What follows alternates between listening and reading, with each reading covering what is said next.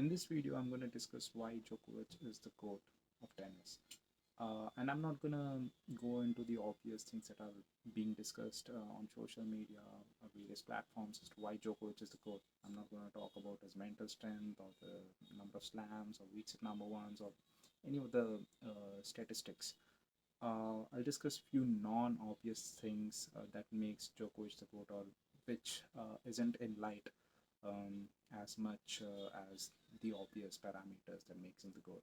Now, without further ado, number one, he is the best problem solver in tennis, or at least in last 20 years.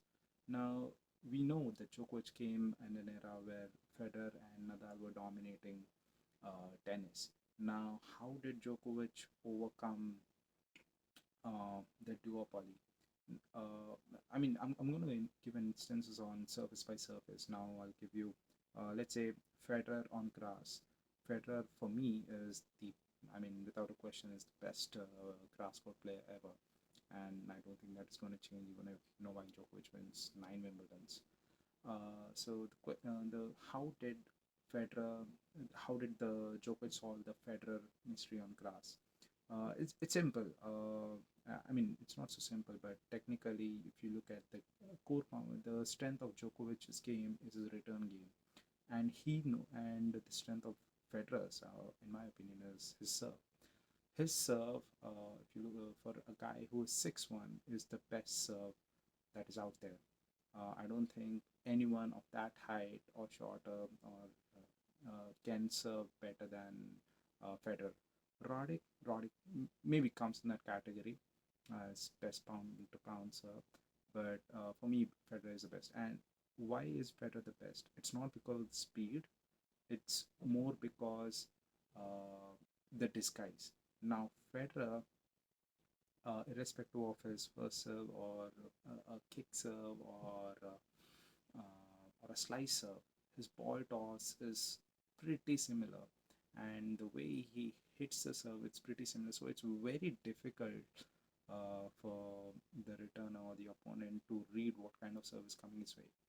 So now, considering the same, now Djokovic knows that he cannot match Federer on his serve game, but what he can do is improve his return to a level that he can neutralize Federer's serve.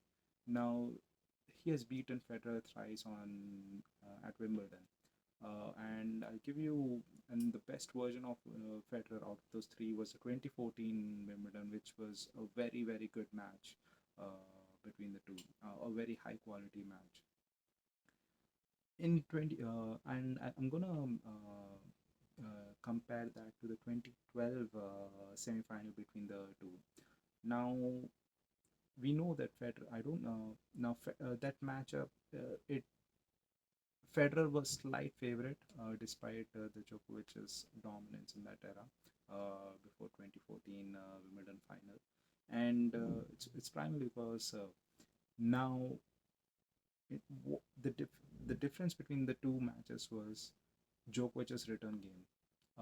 Djokovic was far better returner in 2014 compared to 2012. And it's not saying that Federer serve was bad. I don't think that's the case. If you look at it statistically, Federer first serve percentage was higher in 2014. It was around 76% compared to 66% in 2012. So that's a huge difference. And he was ramping up more aces, more percentage of aces in 2014 compared to 2012. Yet, Djokovic return game was at a level that he could neutralize the better serving from Federer. Now, it's simple. Now, even even in 2012, number of shots Federer hit with or Federer finished off within 3 shots was 42%. 42% of the times Federer serve, Federer won the point in 3 shots or under. So serve, return, serve, bang. That's all. So that that's basically effectively a free point which Federer has got. because of his serve. That percentage, sorry, in 2012 it was 49%. You compare it in 2014, it was 42%.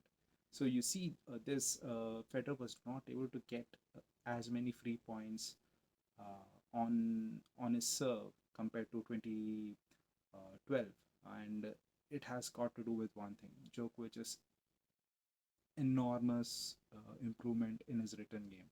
So now that's how he solved the Federer Federer challenge on grass. The next I'll look at the on clay, which a recent example of Djokovic's Nadal. And in 2020, Djokovic absolutely got decimated by Nadal. A lot has to do with Nadal out Djokovicing Djokovic. Nadal's return was better. Nadal's reach was better. So I mean, those are things that Djokovic is supposed to be better than Nadal, but in that match, Nadal simply out Djokovic. So fast forward 6 months, and not many were giving Djokovic chance, including me. I gave Djokovic a 20% chance, and trust me, I was being optimistic with that 20%. And but I had faith that he could eventually solve this Nadal challenge. So what did Djokovic do to beat Nadal? There aren't many weaknesses, especially on clay, because for Nadal, because it suits him. Higher bounce, lower surface. He has time, and he has got a hammer forehand to get the point to smash the winner from the baseline. So what did Djokovic do? Djokovic just punished his backhand, and his backhand. Granted, Nadal's backhand wasn't as good as it was in 2020 in their matchup, but Djokovic insisted on the backhand because he knew he cannot afford to hit on Nadal's forehand, and he continued. He persisted with the same. And if you look at the total number of points, it's 400, and I'm not sure about the exact numbers, but they were 3 points difference. So in the total match, Nadal only hit 3 more points on his forehand compared to his backhand, and it's not supposed to be close, not even remotely close. That's 50-50%, but usually in Nadal's matches, it's 80-20%, 80 on the forehand side. So that Nadal was uncomfortable, and Djokovic kept on hammering his forehands to his backhand, and in the cross court exchanges, and suddenly would come up with a down the line shot, which forced an error out of Nadal. So uh, in that sense, his ability to solve the challenge of Nadal on clay was commendable. And I'm not saying it is the best version of Nadal that he beat, by any stretch of imagination. That wasn't the best version of Nadal. But still, beating that version of Nadal, where he was tipped to win the Roland Garros and the number 21, Djokovic managed to beat that Nadal. That's commendable. That's kudos to his problem solving ability. The third is another recent example was Medvedev. Medvedev at the Australian Open 2021. Medvedev was the man to beat at Australia. He was on a streak of 20 wins.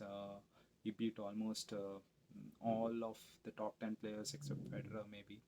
Except Federer. In that stretch, he won Paris, he won World Tour finals, he won ATP Cup with Russia, and he won all the 6 matches at Australian Open. And the final, where he faced Djokovic, and he has already beaten Djokovic at World Tour finals in London. And it was not even close. It was 6-3, 6-3 scoreline. Medvedev just brushed aside Djokovic in the group stage. Now, what did Djokovic do differently in this match? Now Djokovic's core competency is his defense from baseline. His defense from baseline uh, is second to none. And there's this young competitor who is as good from the baseline. His defense is just as good. And so what did and and because he's young, there are chances that he might out with Djokovic and win the longer points. But that wasn't to be the case. It's because Djokovic went against his natural ability to defend from the baseline. He was very, very aggressive in that match, at least in the first set. We know that Djokovic second serve is weak. Weak in the sense low, very less speed compared to someone else's second serve in comparison to first serve. The gap between Djokovic first serve and second serve is significantly higher compared to an average player on ATP circuit. And we know that his second serve has low pace, and it is chance for opponents to actually line up the second serve. So what does Djokovic do? He does not let Medvedev win any points. I think Medvedev only won 1 point or 2 points on Djokovic's second serve in first set. Now that's how good Djokovic was on his second serve. His net points, he's not a very good net player, but in that match he was so aggressive. He was moving forward. He won 7 out of 7 net points. He did not lose a single point when he approached the net in that set. And it's unlike Djokovic to play that kind of game, but he felt it was necessary, and that's why he did that. And he was successful. And how a straight set victory against the red hot Medvedev, the man in form, especially on hard court. So that's mighty impressive. So that's my reason for his problem solving ability is second to none. Now, the second point I'm going to go is the continuous evolution of his game. I mean, Djokovic is at a stage where there is very, very little that he needs to improve in his game. You look at, I mean, if you compare in last decade, since 2011 to now, you can see, or at least you can see number of changes to his pre 2011 period. Now in 2012, or you look at the continuous evolution, serve isn't Djokovic's strength, but in 2011 and sorry, in 2021, it was one of the weapons. Can you imagine a guy like Djokovic hitting highest number of aces at Australian Open? Granted, he played more matches, but still, that's a very, very impressive stat. Over 100 aces at a Grand Slam tournament is the first time that has ever happened, and that change he made when he was 33.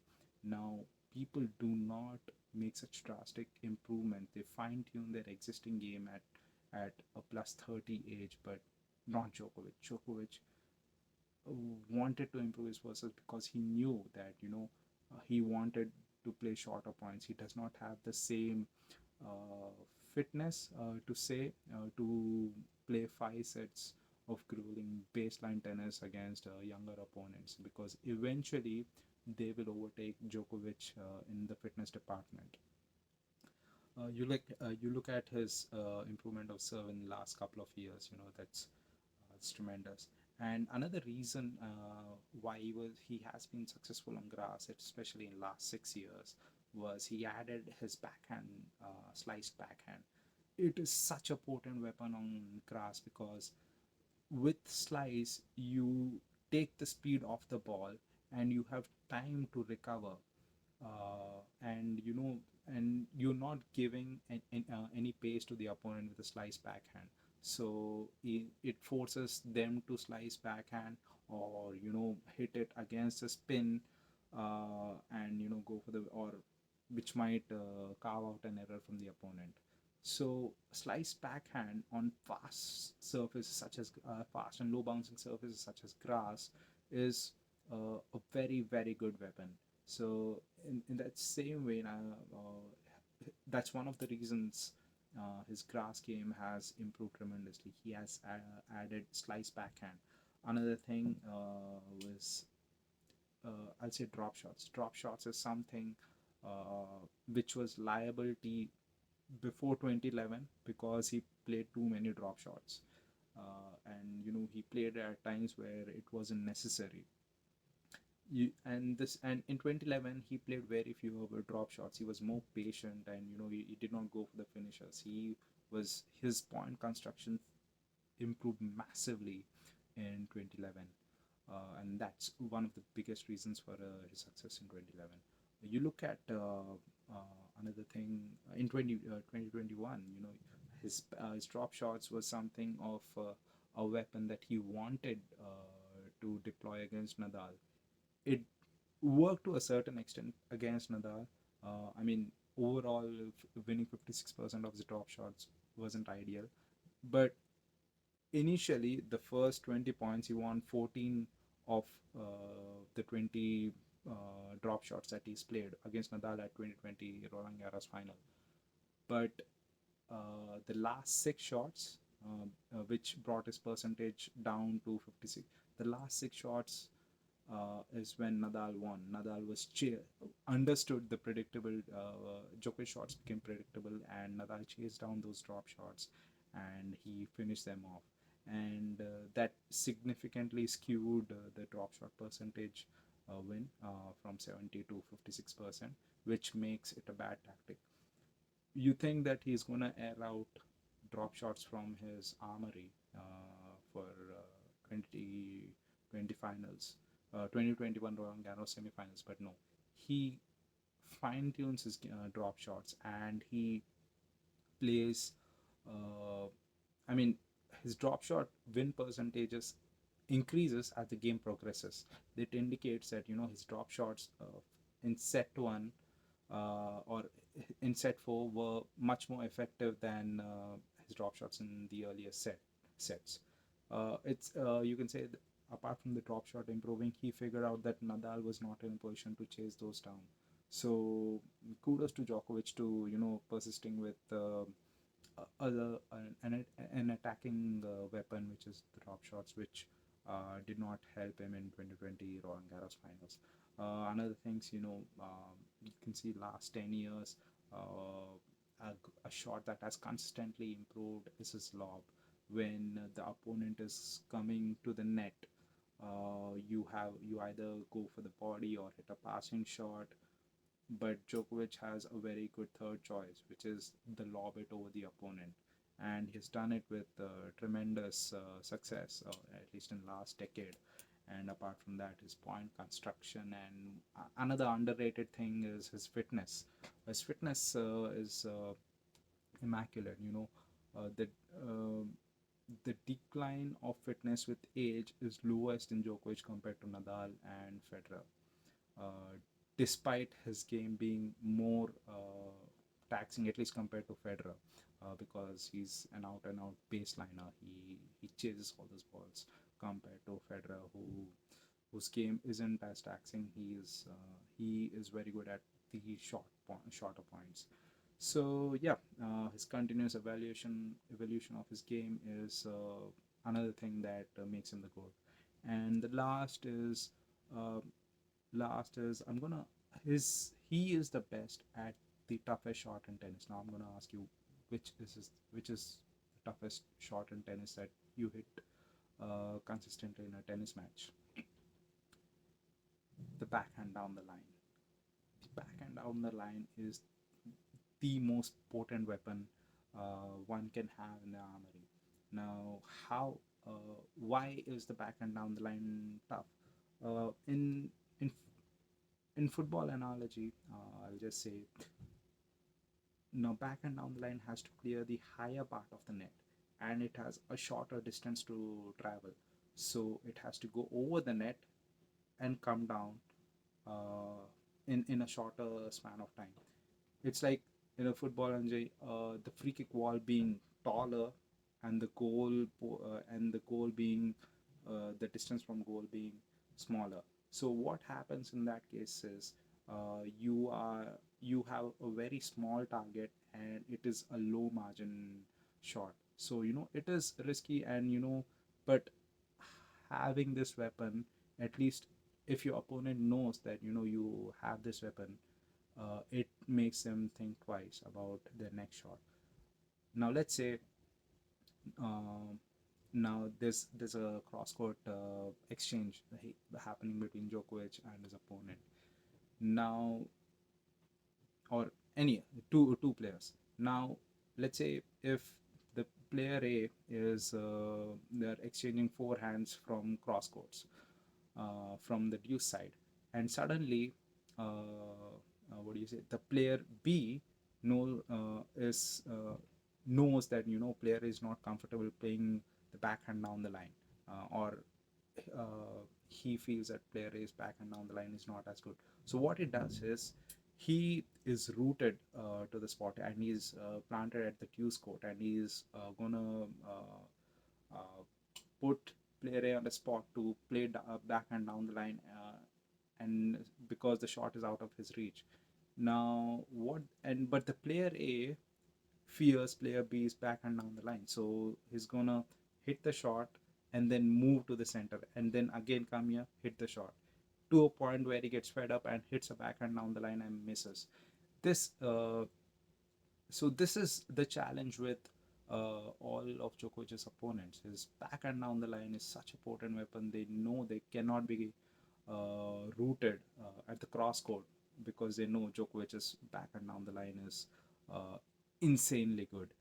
Because he has to change the spin of the ball, adjust the swing, and it is on the not the natural side, and is on the backhand. It makes it that much more difficult to hit the shot perfectly. Uh, when it comes to how difficult, the cross court is at least 40 to 45% uh, more length, so the ball has to travel that much more, which gives them ball more time to bounce, uh, so and lot of area to hit the spot. But it's not the case. You only have very limited target, and you have to clear it from the higher part of the net, and it's not easy. So having the best backhand down the line is a massive weapon.